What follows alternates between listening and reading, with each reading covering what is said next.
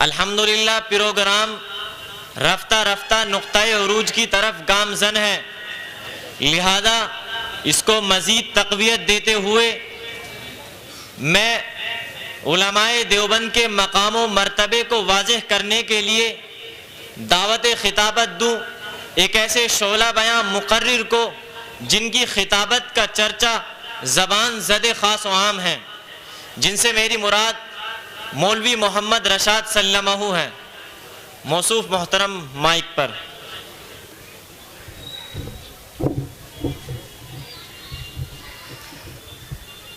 السلام علیکم ورحمۃ اللہ وبرکاتہ۔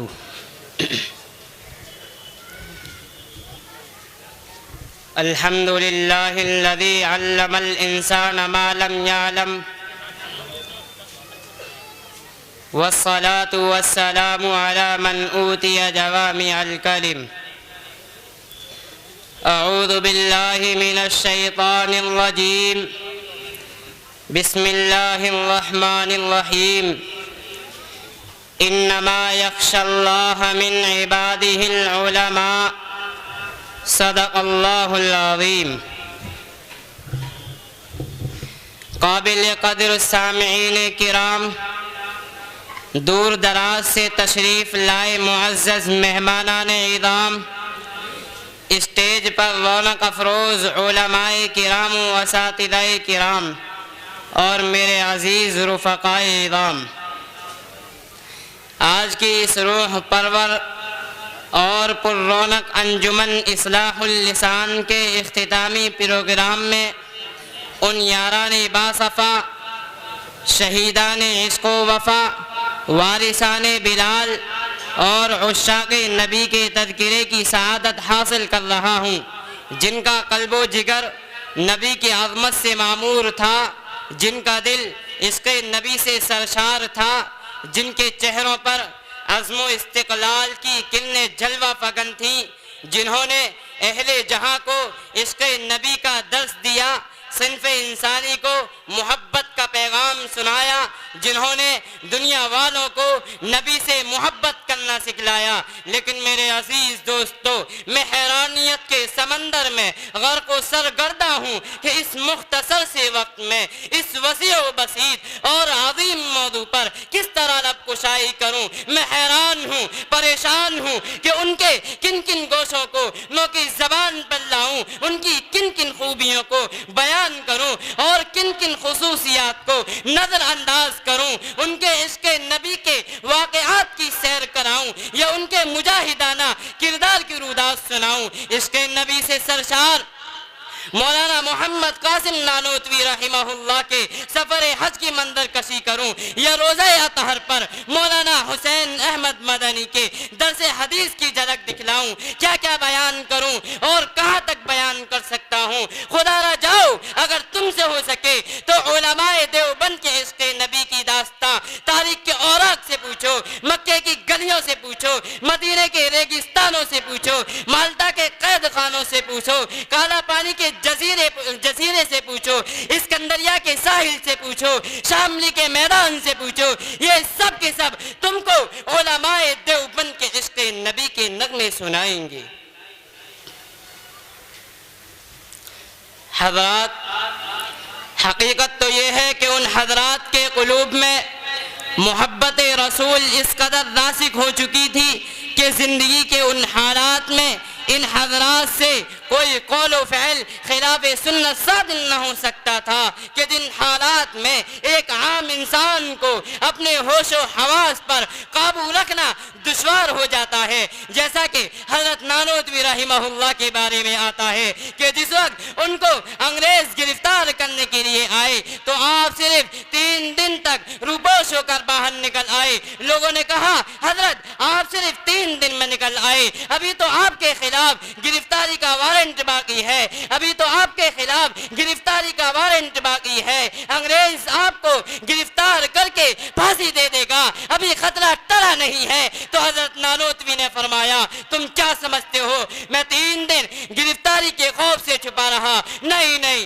ہرگز نہیں, مجھے گرفتاری کا کوئی خوف نہیں. قاسم کو جان کی کچھ پرواہ نہیں, نانوتوی کو اس بات کا غم نہیں کہ انگریز گرفتار کر کے پھانسی دے دے. اور سن لو کہ اب میں ہرگز روپوش نہیں ہو سکتا, اس لیے کہ آج سے 1400 برس پہلے ہجرت کے موقع پر سرزمین مکہ میں غار سور کے اندر میرا پیغمبر بھی صرف 3 دن ہی رہا تھا. اور خدا کی قسم میں 3 دن بھی روپوش نہ ہوتا اگر میرا پیغمبر غار میں 3 دن نہ رہا ہوتا. کہیں پیغمبر کی یہ سنت نہ چھوٹ جائے, کہیں پیغمبر کا یہ طریقہ نہ چھوٹ جائے. اللہ اکبر, کیا عشق رسول تھا, کیا جذبہ تھا اتباع سنت کا, کیا شوق تھا تقلید پیغمبر کا.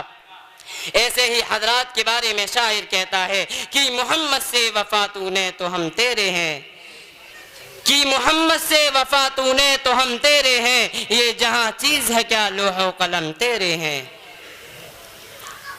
حضرات برادران ملت, قطب عالم حضرت مولانا رشید احمد گنگوہی کے عشق نبی کو کن الفاظ میں بیان کروں, جن کا چلنا عشق نبی, جن کا اٹھنا عشق نبی, جن کا بیٹھنا عشق نبی, جن کا ہر قول و فعل عشق نبی سے معمور تھا, جن کی صبح و شام بلکہ جن کا ہر لمحہ عشق نبی سے لبریز تھا, جن کی رگ و ریشے میں شہنشاہ کونین کی محبت کوٹ کوٹ کر بھری ہوئی تھی. چنانچہ ایک مرتبہ حضرت کی خدمت میں شیخ الاسلام حضرت مولانا حسین احمد مدنی نے حضرت مولانا حسین احمد مدنی نے مدینہ منورہ کی کچھ کھجوریں پیش کی, اور جب آپ نے ان کھجوروں کو خدام کے درمیان تقسیم کیا تو فرمانے لگے ان کھجوروں کی قدر کرو, یہ کھجوریں بڑی برکت والی ہیں, ان کی گٹلیوں کو زمین پر نہ گراؤ. پھر آپ نے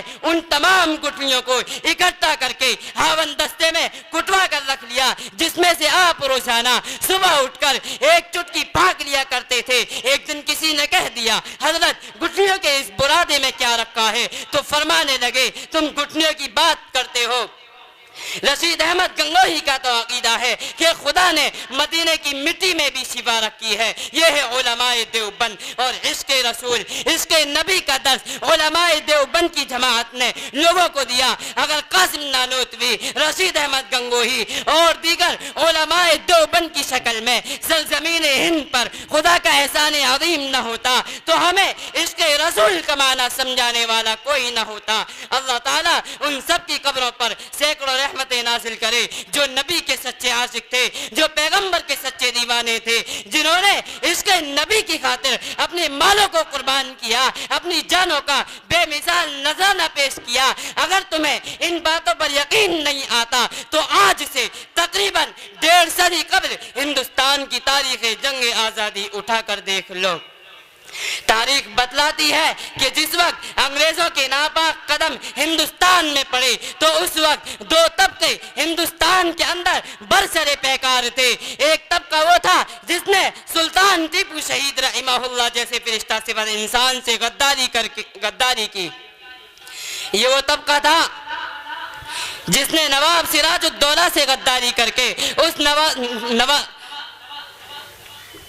یہ وہ طبقہ تھا جس نے نواب سراج الدولہ سے غداری کر کے 750 مربع زمین انگریز سے الٹ کرائی. یہ وہ طبقہ تھا جس نے شاہ اسماعیل شہید رحمہ اللہ جیسے انسان سے غداری کر کے اس نوازہ رسول کو, اس خانوادہ رسالت کو, پیغمبر کے خاندان سے تعلق رکھنے والے اس مجاہد اسلام کو بالا کوٹ کی پہاڑیوں پر شہید کر دیا تھا. ایک طرف تو یہ طبقہ تھا جس نے ہندوستان سے غداری کی اور انگریزوں کی غلامی کی, اور دوسری طرف ایک طبقہ وہ تھا جو پیغمبر کا سچا عاشق تھا, جو جانثاران مصطفیٰ حضرات صحابہ کرام کے نقش قدم پر چلنے والا تھا. تابعین, تبع تابعین, ائمہ مجتہدین, محدثین و مفسرین, بزرگان دین اور اکابرین امت کا عکس جمیل تھا. شاہ ولی اللہ کے نام کا وارث تھا, شاہ عبدالعزیز کے فتوے کا علم بردار تھا. تاریخ شاہد ہے, زمین و آسمان گواہ ہے کہ ان علماء دیوبند نے عشق نبی, دین اسلام کے تحفظ اور احیاء سنت کے خاطر اپنی مالوں کو قربان کر دیا, اپنی جانوں کا بے مثال نذرانہ پیش کیا. لیکن ایک عالم نے بھی انگریز کے سامنے گردن نہ جھکائی. قربان جائیے ان علماء دیوبند پر جو اپنی جانوں کو تو قربان کر گئے, ساتھ ہی پیغام محمدی کو عام کر گئے. اس بزم جنوں کے دیوانے ہر راہ سے پہنچے یزداں تک.